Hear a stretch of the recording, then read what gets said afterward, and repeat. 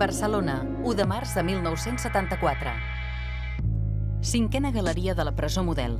A la cel·la 443 hi havia un home sol. Era Salvador Puig Antich, estudiant, 25 anys, condemnat a mort. A les 9 del vespre, els funcionaris el van anar a buscar. Venga, vístase con un tono...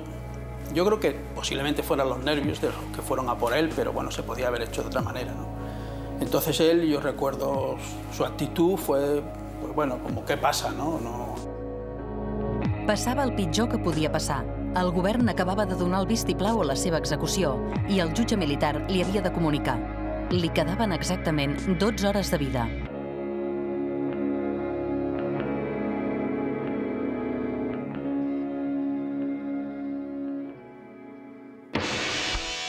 La decisió del Consell de Ministres va agafar per sorpresa les germanes de Puig Antich. Jo recordo sí que estava menjant musclos en una casa d'uns amics i vaig estar a punt de desmaiar-me. I jo no m'he desmaiat mai, I vaig estar a punt de desmaiar-me. I allò que notes que el cap se te'n va i que estàs a punt de caure. I vaig pensar, ui, no puc caure perquè el Salvador, si no estaré menys estona amb el Salvador. Bueno, jo estava al cine, la Imma estava sopant i la Montse estava a casa amb la Marsona i el meu pare. I llavors ens va trucar i ens va dir això, que us vinc a buscar i ens anem cap a la presó. Qui havia trucat les germanes d'en Salvador era Oriol Arau, el seu advocat. Acabava de saber que el govern havia donat llum verda a l'execució de la sentència. Jo me n'entero a les 8:15 de la nit perquè em telefona el jutge militar i tinc la mala sort que tenim el despatx preparat cada divendres per no agafar jo el telèfon i aquell dia l'agafo jo, perquè va ser així de veritat. I m'ho diu el jutge i em diu, estate a les 8:30 en la cárcel. I ho dic en castellà perquè m'ho va dir en castellà. I li vaig dir a les 8:30, a les 8:15 no puedo, estaré a les 10. L'objectiu era guanyar temps per intentar aconseguir un indult, que només podia firmar el general Franco. A la presó Model de Barcelona ja s'estava posant en marxa el dispositiu per a l'execució. Yo no estaba de servicio ese día. Lo que pasa es que en una circunstancia así, pues llaman a toda la plantilla. O sea, toda la plantilla tiene que estar presente. A José Pastor, que era cap de centre, li van encarregar els preparatius de l'execució. Jesús Irurre era un funcionari de la cinquena galeria que sovint vigilava en Salvador. Entonces, te digo que es el momento más que a mí me impresionó más, fue cuando leyeron la sentencia y entonces yo estaba al lado de él, estaba prácticamente a 1 metro o 2. El jutge no va tenir valor de llegir la sentència al Salvador. Em va dir, mira, yo no tengo valor de leer la sentència. I efectivament no va tenir valor. Me la va donar a mi i a mi no calia que me la donés perquè me la sabia de memòria, per desgràcia. I li vaig dir, mira, t'han condenat a mort. I em donat l'enterado i tenim 12 hores per treballar. Entonces lo abracé y le dije, Salvador, tu muerte no será en vano. Y él me dijo de una manera muy tranquila, Jesús, no te preocupes, que hay esperanza hasta el final. No li vaig donar ni temps a reaccionar. Li vaig dir, mira, me'n vaig, foto el camp volant, a moure'm com sigui, perquè tinc tota la gent preparada. Amb aquesta firma, Puig Antich es declarava informat que estaven a punt de matar-lo.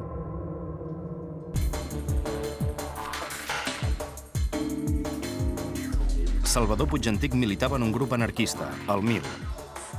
L'havien condemnat a mort en Consell de Guerra només 15 dies després de l'atemptat d'ETA contra Carrero Blanco.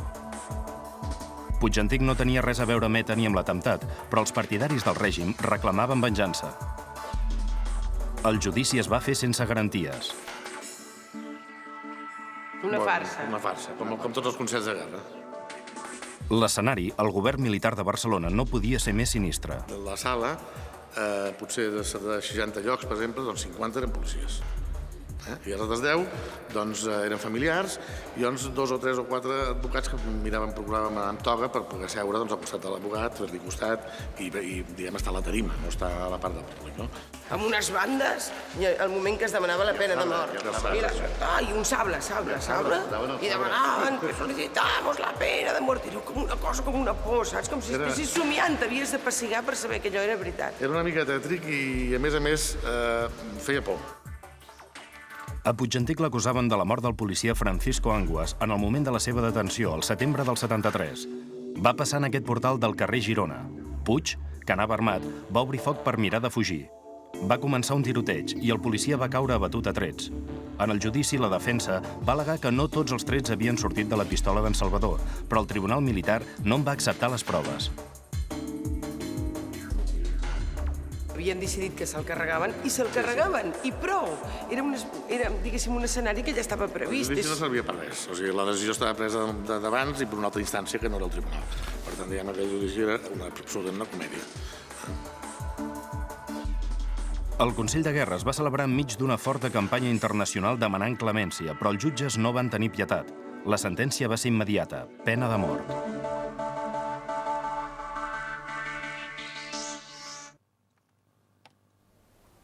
La Margalida Bové era la seva nòvia. Estimada Marga, una vegada més ens tenim que separar, tal vegada definitivament. És l'última carta que va escriure en Salvador aquella nit. Les paraules no surten. Ànim, xiqueta, serà un cop fort per tu, però no dubto que a poc t'aniràs afirmant com a persona. T'estima, Salvador. Salut i energia. Quan el van detenir feia un mes que estaven junts. Va ser conèixer-nos, sopar i anar a fer l'amor. Vull dir, va ser estar junts ja des d'aquest moment. Vull dir, no hi va haver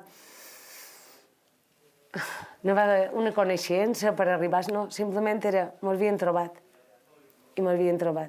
I vàrem aprofitar bastant bé el temps, sense saber que mos quedava aquest temps tan curt. La Margalida no el podia visitar perquè no estaven casats. Només les seves germanes podien anar a la presó. Una vegada arribar aquí va ser molt desengelat, no?, perquè ens van catxejar, etc., fins que vam arribar a veure el Salvador. I el Salvador realment estava enteríssim. Estava molt bé, sí. En Salvador les esperava a la sala de locutoris, on havien posat sofàs i cadires per passar la nit en capella.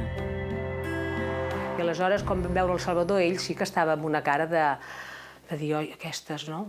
Pobres, com s'ho estan passant, no, a veure, he de fer el fort. Tranquil, la veritat és que tranquil. La mirada de sorpresa de dir, què feu aquí, no? Però clar, li va encantar.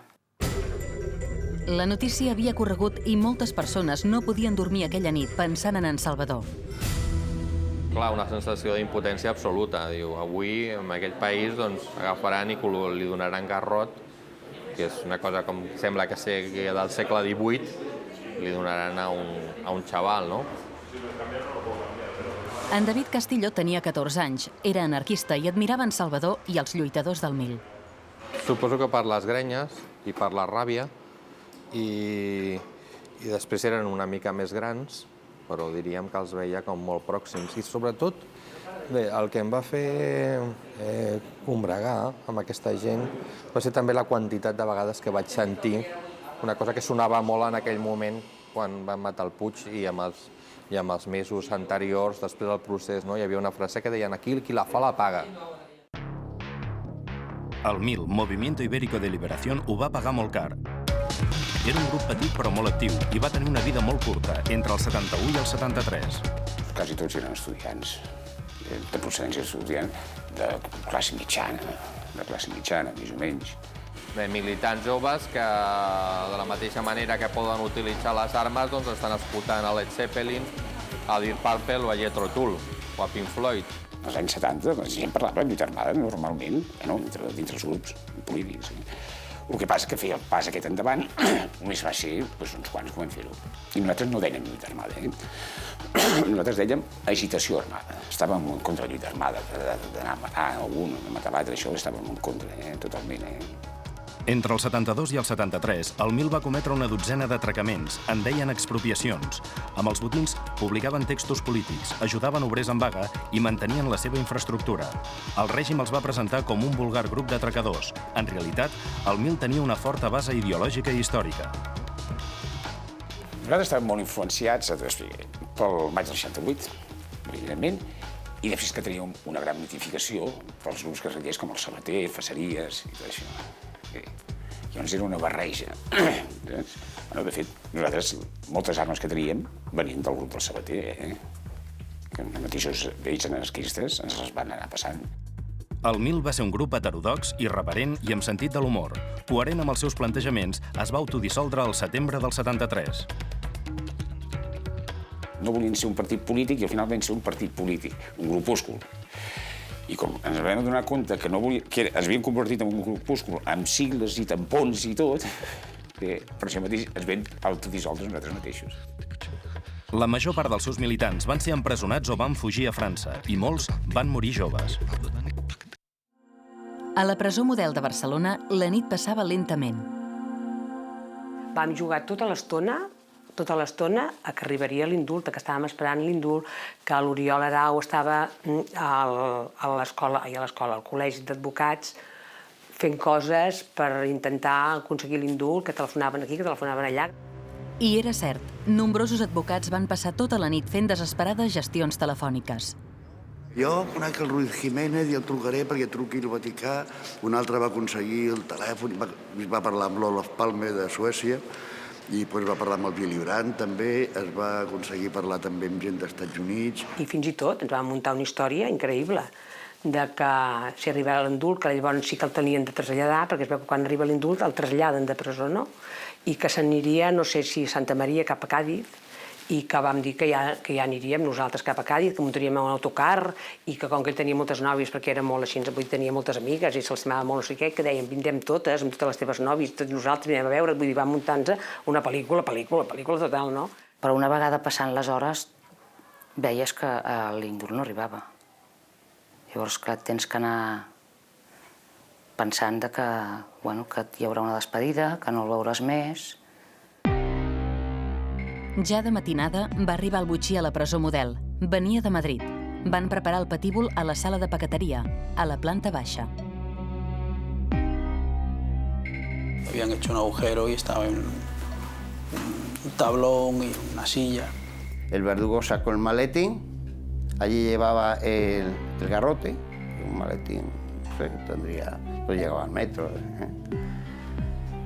Y el garrote era de acero nuevo, parecía nuevo aquello, no? A molts pocs metres hi havia els locutoris, on en Salvador encara esperava l'indult. Tota l'estona miraves el rellotge a veure quina hora era i tal i qual. A part, a les 4 de la matinada van cridar la Imma. I em deien això, on l'enterrem i coses d'aquestes. I jo els enviava a Dida, els deia, ustedes lo maten, ustedes lo entierran, i me n'en tornava a entrar. Clar, i tornar a entrar allò encara...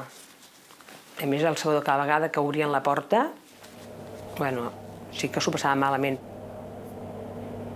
Esperaba que le conmutasen la pena. Se le notaba que lo esperaba. Él esperaba una respuesta.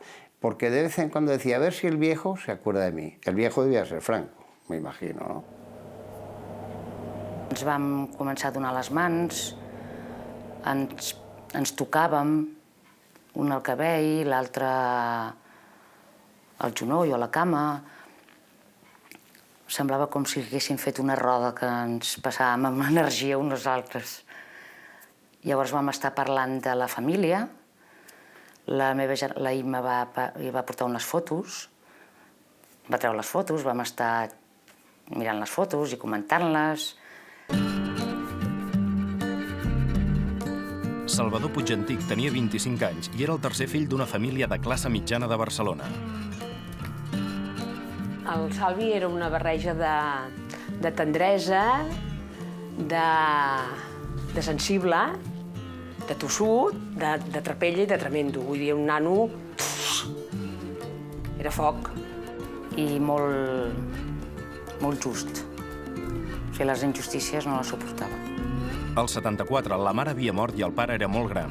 Eren 6 germans, en Quim, que vivia a Amèrica, en Salvador, l'Imma, la Montse, la Carme i la Marsona. I bueno, si de tots els germans suposo que ens pregunten a qui li hagués pogut passar tota la història aquesta, tothom hagués dit amb ell. En Salvador tenia molt èxit amb les noies. Era dolç, molt alegre, loco, en el sentit que era capaç de fer moltes locures. Era molt pallasso, a mi m'agradava molt perquè em feia riure molt. I era molt tendre, molt amorós. Donava els petons més magres, més macos que m'han donat mai en la meva vida. Petons dolços. A l'Institut Maragall de Barcelona va iniciar la militància clandestina. Que tenia inquietuds polítiques, va començar a militar per un cos després de l'institut, on sigui, i potser per amistat ens va conèixer a nosaltres i es va ficar. S'estava venint l'idea que el Salvador era un pobre xicot. Escolta, pobre xicot, no. Del moment que ell fa el pas endavant i conscientment decideix agafar les armes, és conseqüent amb el que ell pensa.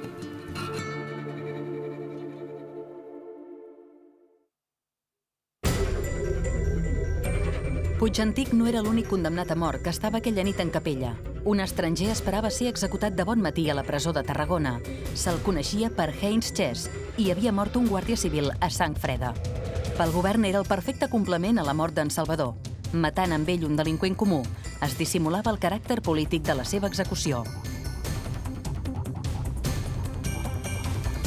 A la presó de Tarragona no hi havien executat mai ningú.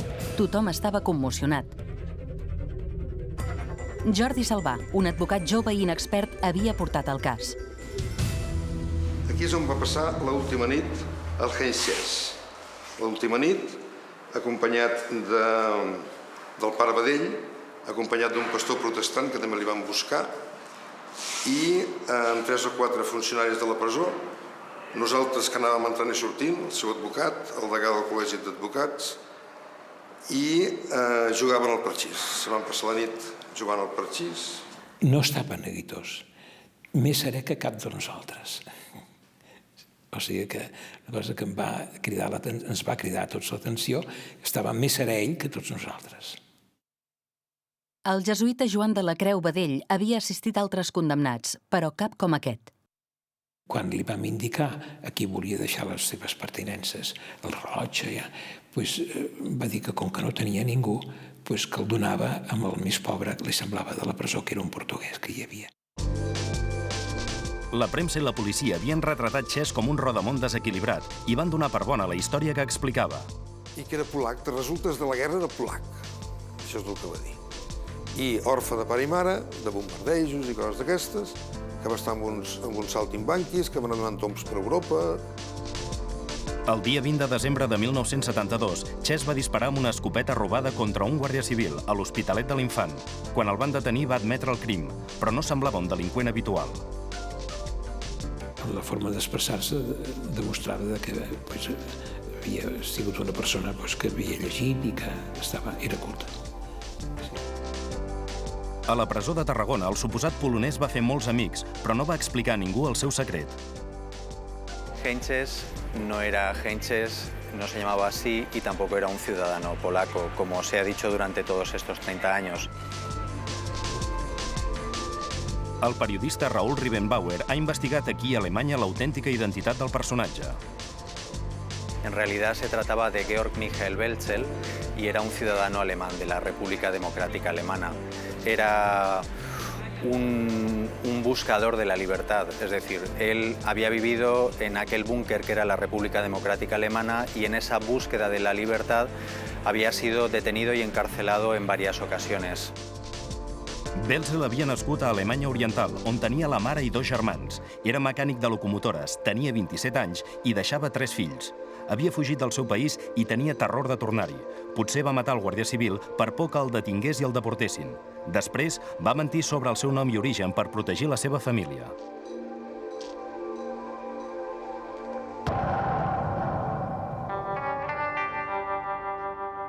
Passades les 6 de la matinada, els funcionaris van obligar les germanes Puig a acomiadar-se d'en Salvador i marxar de la presó. Faltaven 3 hores. Ens van dir que es tenien que ir. Ja està. I aleshores jo vaig dir que em volia quedar, perquè jo volia estar a l'execució del Salvador. És curiós, això, no? Però hi volia ser-hi. No sé com explicar-ho. Hi volia ser perquè pensava que matar-lo, ell sol, amb tanta gent que l'odien, no és molt bèstia. I en canvi pensava, bueno, doncs em posaré darrere d'ell i li donaré la mà. Ja està. I llavors li vaig dir a l'Oriol que jo em volia quedar. L'Oriol ho va demanar i va dir, ai senyor, que van fer aquests criatura, i què va. Ningú va dir adéu, ningú... Fins aviat, fins després. Com si el tornéssim a veure. És que si no et derrumbaves.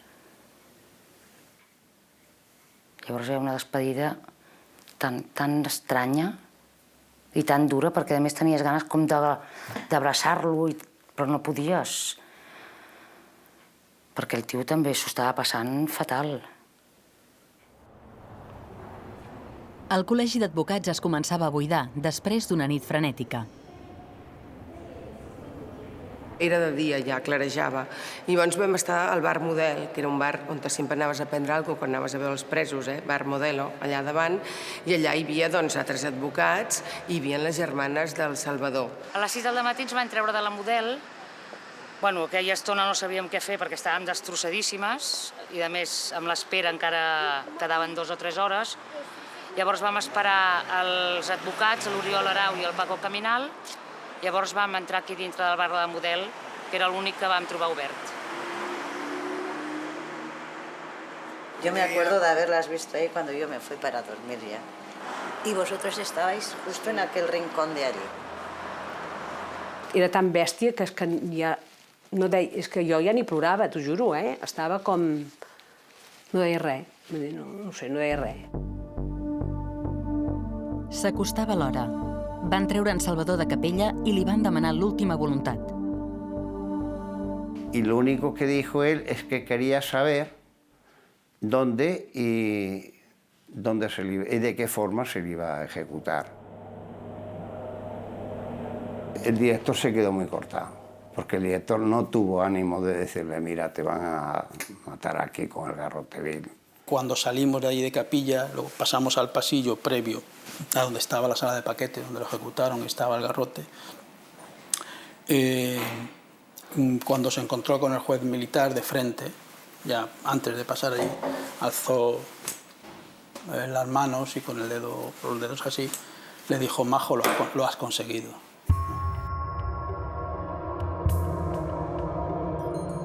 Entonces, él cuando entró y vio el garrote, lo que dijo es, qué putada. Se quedó mirando y dijo, qué putada.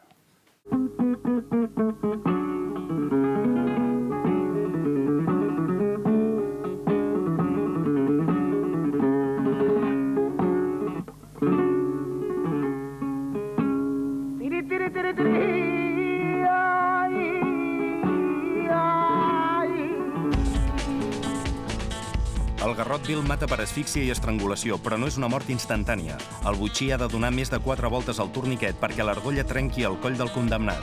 L'execució pot arribar a durar 15 o 20 minuts i requereix força habilitat. Als anys 70 hi havia 4 botxins en nòmina de l'Estat, que a més cobraven una gratificació per cada execució que feien. Els botxins de Puigantic i Belzel van cobrar entre 8.000 i 10.000 pessetes. A Espanya, el garrot vil va substituir la forca en el segle XIX com a sistema legal d'execució, ja que es considerava més decent i humanitari. Puigantic i Georg Belzel van ser els últims agarrotats a Espanya, però no els últims executats. Els 5 condemnats de setembre del 75 van ser afusellats. No hi havia prou garrots i botxins per tots. La pena de mort va ser abolida a Espanya l'any 1978, amb la proclamació de la Constitució.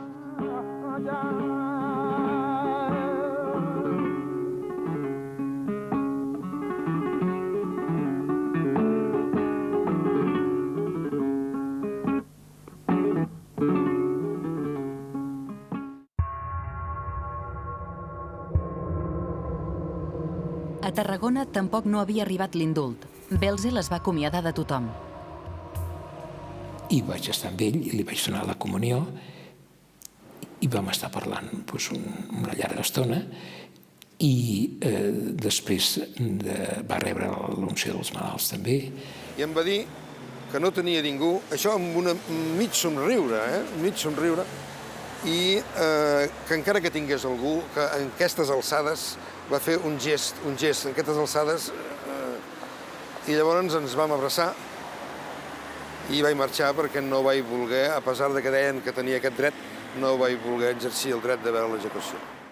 I desitjava veure'ns la cara i no volia que li tapessin els ulls, però jo li vaig indicar que era millor que li tapessin, li vaig convèncer, i ell me va donar una abraçada i em va donar un petó i el vaig acompanyar fins al lloc de l'execució i vaig estar amb ell tot el temps, abraçat a ell.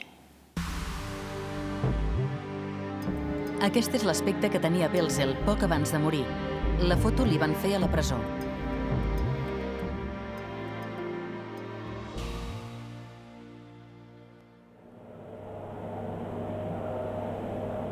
A les 9 del matí, Puigantic entrava al patíbul.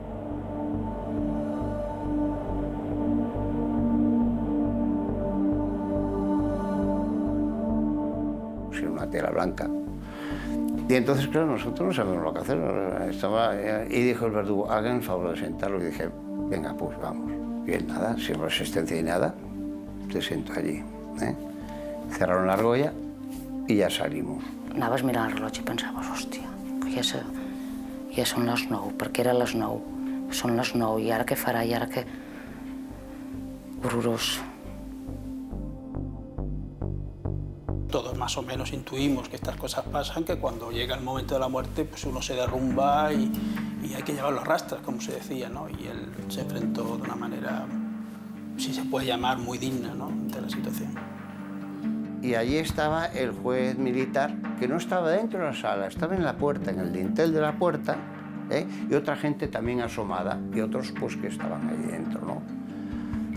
Entonces, pues, cuando le aplicaron el garrote, yo me enteré porque el juez militar hizo un gesto como desagradable de la visión aquella, ¿no?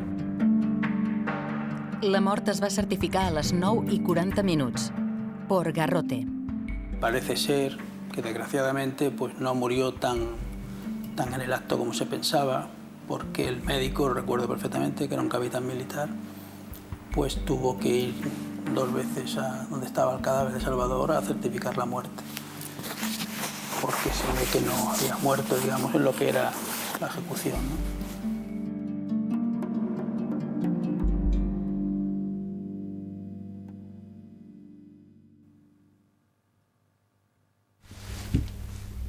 Aquella mateixa nit, David Castillo es va posar a escriure. Ha arribat el temps dels assassins, els que canvien els projectils del seu infern pel garrot sofisticat i sòrdid que els representa. Ha arribat el temps dels assassins que trinxen la teva joventut, que amputen la teva bellesa. Que mai se'ns acabin les bales per invertir-les en les seves morts. Delicat. Puigantic. Poc abans de les 10, el furgó amb el fèretre va sortir de la presó. Les germanes Puig el van seguir fins al dipòsit del cementiri de Montjuïc. Estava tot ple de militars, amb guants blancs, com de festa major. Era una cerimònia important per ells, això, no? Una execució. I aleshores ens van voler donar la mà, com per donar-nos el pèsam, i nosaltres ens vam quedar amb les mans així, i ells es van quedar amb la mà en l'aire, cosa que me n'alegro molt. I després ens vam anar amb el Salvador i ens vam despedir d'ell.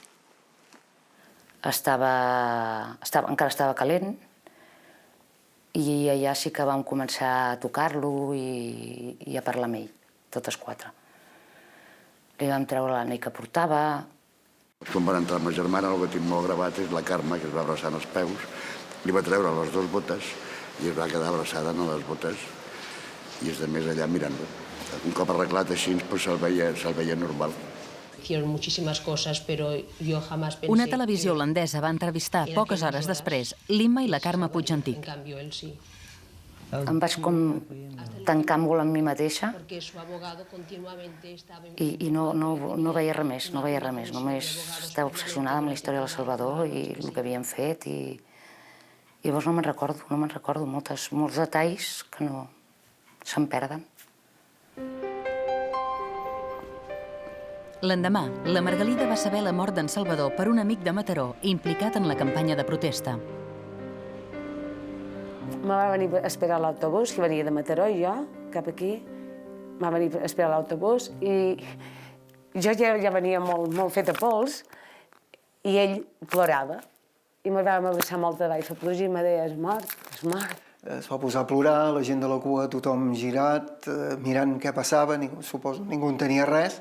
Me sentia molt freda, un fred interior molt cruel. Era una espècie de desgarro interior de sempre que la teva vida s'havia acabat.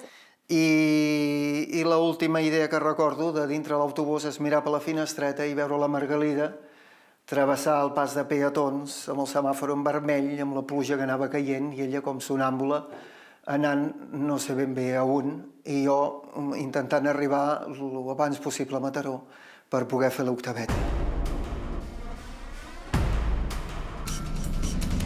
Jordi Soler Sugranyes, membre del MIL, estava amagat a Tolosa.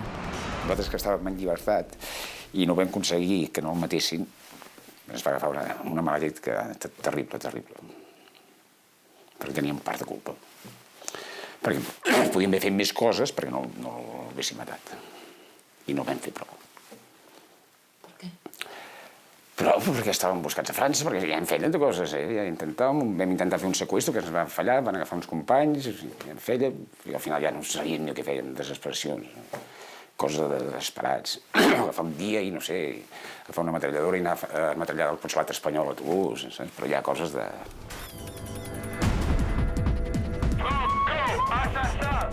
Poc després van segrestar el director del Banc d'Espanya a París. Europa bullia en protestes contra el franquisme. A Barcelona, tot i la fèrria repressió policial, les manifestacions van començar en saber-se l'execució. Una vegada sabut això, es van donar una sèrie d'informacions i de consignes, de coses que es podien fer, que seria convenient fer, que ja, una vegada executat, només que havia la ràbia, no? I la impotència, però sobretot la ràbia. David Castillo i els seus amics adolescents van pujar la muntanya pelada, al Guinardó. Ens vam enfilar aquí a fer una mena de missa negra per treure'ns els fantasmes i també per superar el mal rotllo del que havia estat això, que va ser una cosa bastant sòrdida i dura. La mort de Puigantic havia colpit molta gent. La gent del carrer jo trobo que és la que es va portar millor. A casa van arribar versos anònims, van arribar targetes de dir estem amb vosaltres, molta cosa, però la gent del carrer. Els que es tenien que moure, jo crec, no es van moure. A veure, que alguns sí. Però clar, amunt no fèiem res. És una incògnita que sempre es quedarà per resoldre. Si totes les forces polítiques haguessin mobilitzat i tal, i s'ho haguessin vist a sobre com era, no sé si s'hagués pogut canviar el signe de la història. Forces polítiques totes eren clandestines, lògicament. Hi ha qui diu, la família pensa, i potser sí que tinc raó, que no es va fer prou mobilització. Això estic d'acord. Jo volia esculpar a les forces polítiques en el sentit de dir que ningú es pensava que l'acabarien executant. Però hi ha qui diu també que determinades forces, que eren les que més es movien amb tot, es van moure menys perquè Salvador era anarquista. Salvador Puigantic està enterrat al cementiri de Montjuïc, al Nínxol 2737. Nosaltres no volíem ni herois ni màrtirs i hem convertit el Puigantic, el Salvador, l'hem convertit en un heroi i un màrtir. Nosaltres dèiem que no volíem ni herois ni màrtirs, l'estem convertint. Que la gent recordi, que sàpiguen, almenys perquè van lluitar i perquè van morir. Bueno, jo aquelles 12 hores és com un pes que porto durant tota la meva vida que no me'l puc treure. Ni me'l podré treure mai. Vull dir, per mi no han passat 30 anys, han passat 5. Ho tinc molt viu, encara. A vegades parlo de Salvador i parlo com si estigués encara. No que estigués mort, que estigui viu. I, bueno, això no... El temps no ho cura, ni ho millora. 30 anys després de l'execució, les germanes Puigantic continuen reclamant la revisió del judici contra el Salvador i la rehabilitació de la seva memòria. L'advocat Oriol Arau va morir el 1990, també el 2 de març, com Puigantic. mai no va poder superar l'execució del seu client i amic. La Margalida Bové no ha volgut visitar mai la tomba d'en Salvador. Ara viu a Mallorca i té 2 fills. La gran es diu Llibertat. El cos de l'home conegut com Heinz Chess reposa sense nom a la fossa comuna del cementiri de Tarragona. Ningú va avisar la seva família, encara que el règim coneixia la seva autèntica identitat.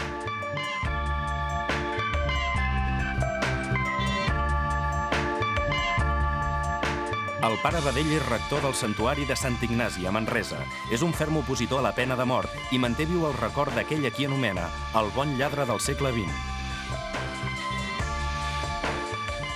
Els joglars van ser els primers a anomenar Belzel la torna de Puigantic. L'exèrcit va considerar ofensiva l'obra que van estrenar amb aquest nom i els van presonar i jutjar en Consell de Guerra. Això va desencadenar una enorme campanya per la llibertat d'expressió.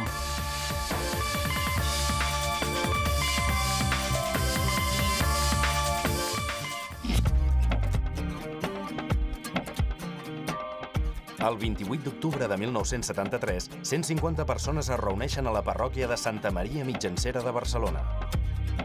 Recordo que era el dia que va debutar el Cruyff al Barcelona. Tots ells eren membres de l'Assemblea de Catalunya, un organisme d'oposició al règim, el primer en tot l'Estat que aplegava persones de totes les ideologies. La millor lliçó de l'Assemblea de Catalunya, em sembla, és la força del poble. En alguns moments, fins i tot, una prefiguració del Parlament. La policia va entrar a l'església i va detenir més de 100 persones. En el pròxim capítol de Dies de Transició, la detenció del 113.